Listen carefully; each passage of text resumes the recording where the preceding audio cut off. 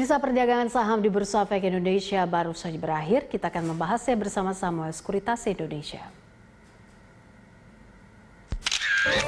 Ya, dan untuk membahas bagaimana pergerakan IHSG sepanjang hari ini, kita sudah terhubung bersama dengan Muhammad Al-Fatih, Vice President Samuel Sekuritas. Pak Fatih, terima kasih sudah bergabung bersama kami. Tadi IHSG ditutup melemah di 0,41%.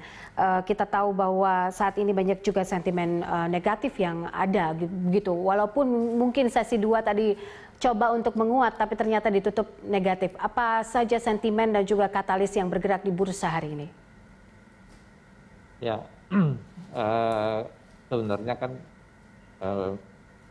kita tuh masih belum selesai ya masalah yang kita hadapi, yaitu masalah wabah COVID ya. Bahkan hari ini mulai muncul berita tentang pemerintah ingin melonggarkan. Nah, ini mungkin menyebabkan pasar merasa ada ketidakpastian baru gitu ya, jadi mungkin sedikit mengalami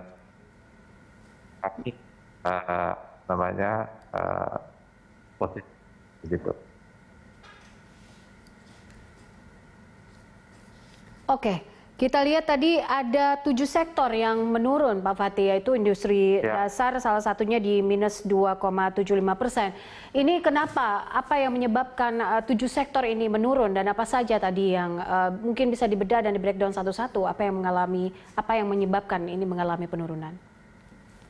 Ya, kalau kita lihat mungkin hanya finance ya yang mengalami kenaikan, yang lain mengalami penurunan. Itu memang tadi karena kita belum selesai ya masalah yang kita hadapi, yaitu masalah wabah corona ini gitu ya. Jadi ketika ada ide-ide untuk meringankan, melonggarkan, itu ada sedikit kekhawatiran ya efeknya terhadap penyebaran lebih lanjut gitu. Oke, yang menarik pertambangan ini menguat tertinggi kalau kita lihat. Apa yang membuat akhirnya investor saat ini percaya dengan sektor pertambangan? Ya, kalau di beberapa negara kan memang sudah mulai ada pelonggaran-pelonggaran ya, sehingga kemudian diperkirakan ekonomi akan mulai bergerak lagi. Nah, itu akan demand, kebutuhan akan sektor pertambangan ini akan diharapkan akan meningkat gitu ya. Jadi itu sentimen yang terjadi gitu. Oke. Tadi juga kita lihat ada pernyataan dari Wakil Ketua The Fed, Richard Clarida, yang melansir bahwa mengatakan bahwa ekonomi AS ini memang masih membutuhkan lebih banyak dukungan fiskal dan moneter guna mengimbangi optimisme begitu dan juga pembukaan ekonomi kembali. Seberapa pengaruhnya ini ke dalam IHSG kita? Ya, semakin banyak stimulus atau pencetakan mata uang dolar itu akan menyebabkan kalau kita lihat pengalaman-pengalaman yang lalu, kemudian dana-dana ini biasanya juga lari ke berbagai sektor ya, karena dana-dana stimulus sebelum yang masuk ke bank ini sebelum masuk sektor real, mereka akan masuk dulu ke sektor-sektor keuangan, dalam arti transaksi-transaksi di bursa, baik itu komoditas, kemudian saham dan keuangan lainnya gitu. Jadi itu bisa menjadi satu stimulus ya buat hal positif ya buat seperti pertambangan tadi gitu ya. Oke, kalau Anda melihat menurut analisa Anda dengan kondisi dan juga COVID-19 yang masih terus bergejolak ini, sampai kapan IHSG akan fluktuatif?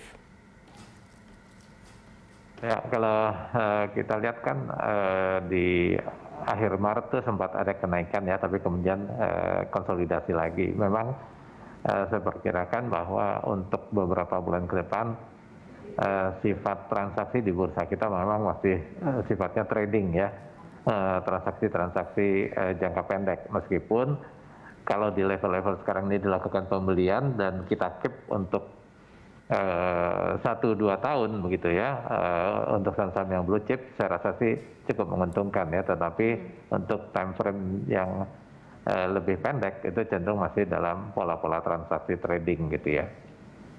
Oke. Finansial yang melemah hari ini apa saja Pak Fatih? Ya, beberapa bank sih memang sedang melemah gitu ya. Seperti misalnya Bank Mandiri, kemudian BRI sedikit yang melemah, tetapi ini udah di dekat-dekat support ya. Kalau Bank Rakyat ini di 2580 titik kritisnya. Jadi selama harga tidak turun di bawah itu, potensi dia kembali naik ke arah 2850 sampai dengan 3100 masih memungkinkan. BCA saya rasa masih melanjutkan kenaikannya ya. Resistance dekatnya di 27425 dengan target yang ke menengah sebenarnya ke arah 28.000 sampai 29.000 ya. Oke. Rekomendasi Anda untuk investor pekan ini seperti apa? Ya, kalau saya lihat tadi beberapa saham menarik ya, seperti Adaro ini mengalami penguatan, support kuat di 870, sedang menguji resisten di 990. Kalau ini tembus, bisa melanjutkan kenaikan ke arah 1.200 ya. Kemudian mungkin kita juga bisa melihat Jasa Marga yang sedang menguji level 3.700 ya. Kalau level 3.700 ini bisa tembus, potensi kenaikannya masih jauh ya ke arah mungkin 4.300 gitu ya. Kemudian Inco juga lagi menguat ya. Kisarannya saya lihat support yang perlu kita perhatikan di 2.700, potensi kenaikannya ke arah 3.300. Oke, ini ada juga yang menarik soal sektor komunikasi dan informasi yang jadi sumber pertumbuhan di triwulan 1 ini. Seperti apa peluang emiten ini untuk bidang ini di pekan depan, Pak Fatih? Ya, saya lihat telekomunikasi ini ada dua, yaitu yang telekomunikasi seperti Telkom, XL, dan lain sebagainya. Ini kelihatannya kenaikannya udah cukup tinggi, sudah price in, sehingga kemungkinan koreksi dulu. Telkom mungkin akan koreksi ke arah angka 3.000 lagi untuk menjadi kesempatan ya, untuk melakukan pembelian di sana. Kemudian Excel juga ya, level-level pembelian di sekitar 2.200 gitu ya. Dan kemudian ada juga tower ya. Tower ini kan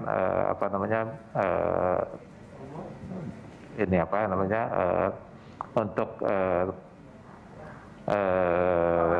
penyaluran ya, komunikasi ya. Jadi kayak Telkom Excel menggunakan fasilitas dari tower ya. TOWR ini dia sedang terkoreksi, tapi asal jangan turun di bawah 850, potensi dia kembali ke arah 950 sampai dengan 1.100 itu masih cukup memungkinkan. Oke, baik. Pak Fatih, terima kasih untuk informasinya dan juga analisanya bersama kami di Closing Market.